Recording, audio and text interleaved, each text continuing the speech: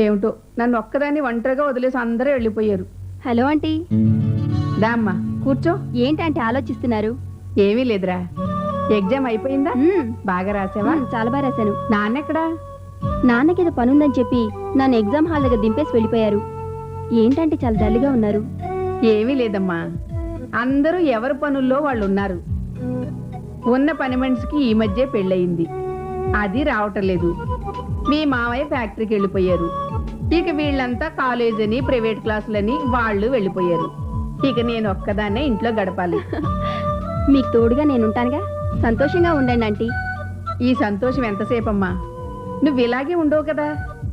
కాసేపు నాతో మాట్లాడి నేను వెళ్ళొస్తానా ఆంటీ, అమ్మా నాన్న నా కోసం ఎదురు చూస్తారు అంటూ వెళ్ళిపోతావు. ఈవేళ ఎక్కడికి వెళ్ళను ఆంటీ. ఏం చక్కగా నీతోటే ఉంటాను. జానీ బావొచ్చేదాకా ఉంటాను. సాయంత్రం బావొచ్చాక ఏం చక్కగా ఇంటి దగ్గర డ్రాప్ చేయమంటాను, సరేనా? ఈ డ్రాపింగ్లు హెల్పింగ్లు వద్దు.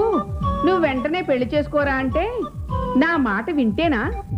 నాకు ఉద్యోగం వచ్చేదాకా పెళ్లి చేసుకోనంటే చేసుకోనని శబదం చేశాడు. పెళ్లి కాకపోతేనే నేను నీ కోడల్ని కానా? వాళ్ళు వచ్చే టైం అయినట్టుంది. ఏం చక్కగా వాళ్ళు వచ్చేలోగా బోల్డని వంటలు చేసి పెడదామా? వంట అంతా అయిపోయిందమ్మా. ఇక మనం చేయాల్సింది శుభ్రంగా భోజనం చేసుకుని సారీ సెలెక్షన్ కి షాపింగ్కి వెళ్ళాలి, అంతే. అన్నయ్య గురించి నువ్వు ఆ దేవుని ప్రార్థిస్తున్నావు సరే, మరి నా గురించి ఆ దేవుని ఏం కోరుకుంటున్నావు చెప్పు. ఒరే మేనల్డు, అటు చూడరా.